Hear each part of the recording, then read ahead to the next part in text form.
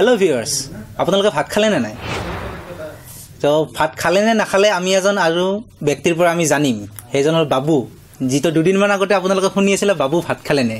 চ' finally বাবু দা আপোনাৰ ওচৰলৈ আহিছোঁ আজি। আপুনি ভাত খালে নে নাই?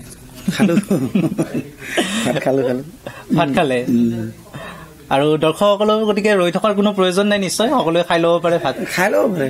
মই কেতিয়াবাই দিছোঁ ভাত খাইছোঁ বুলি, কেতিয়াবা ভিডিঅ' এটা দিছোঁ, আপোনালোকে ভাত খাই লওক আৰু একো কথা বেলেগ কথা চিন্তা কৰিব নালাগে, সুস্থ সবল থাকক কামনা কৰিছোঁ। হয়, আৰু তেতিয়া খাদ্য খালেহে আপোনালোকৰ গাত জোৰ থাকিব নিশ্চয়। হয়, কিন্তু বাবুদা মই ইয়াৰ মাজত কথা সুধো যে যিটো দুদিনমান আগতে আপোনাৰ ছচিয়েল মাধ্যমত চলিলে বাবু ভাত খালে নে, এই বস্তুটো আপুনি কি ক'ব? মানে সকলোতে যেতিয়া ফেচবুক, ইনষ্টা হওক বা নিউজ চেনেলে হওক, বাবু ভাত খালানে, বাবু ভাত খালানে, এই বস্তুটোৰ ওপৰত মানে এটা ইফেক্ট কৰিব নে এইটো বস্তুৱে অনলি আমাক মানে এনজয়মেণ্টৰ কাৰণে দিছে? তাৰমানে প্ৰথম যেতিয়া মোক ভাত খালে নে বুলি এইটো কি নাজানো বস্তুটো মই গম পোৱা নাছিলোঁ। মোকো বহুতে সুধিছিল মানে ফেচবুকত, হোৱাটছএপত যে ভাত খালে নে, কিবা মোক সুধি থাকে। মই কি ভাত খালে নে, মোৰ খং উঠিছিল আচলতে। মই নাজানো তেতিয়া, টপিকটো নাজানো, গম নাপাওঁ। তাৰপিছত মোক বন্ধু এজনে ক'লে এনেকৈ তোৰ এটা হেৰি ওলাইছে, তই কিবা কৰিছা নেকি?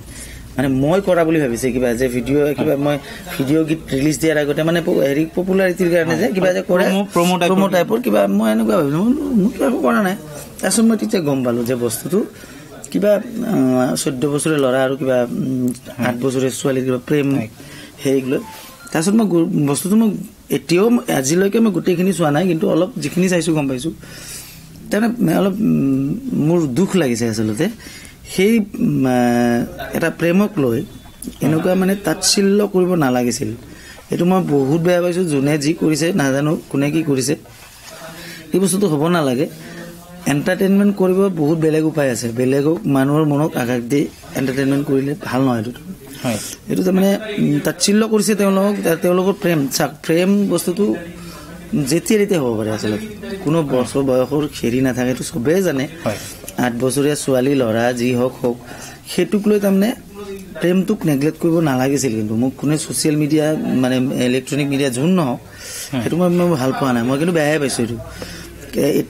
ষ্টিল কওঁ সেইবিলাকক লৈ আৰু তেনেকুৱা ধৰণৰ নিউজ নোলালে ভাল আৰু সেইটো কাৰণত চাগে আপুনি মানে আগতে কৈছিল যে মই ভাত খালোঁ, আপোনাৰ খং উঠিছিল মোৰ সিদিনা মই বন্ধুখিনিৰ লগত তাৰমানে মই হেৰি এনে ভাত খাম বুলি আমি তাৰমানে গোটেইবিলাকে এটা আয়োজন কৰিছিলোঁ যে আমি এটা পাৰ্টি কৰোঁ।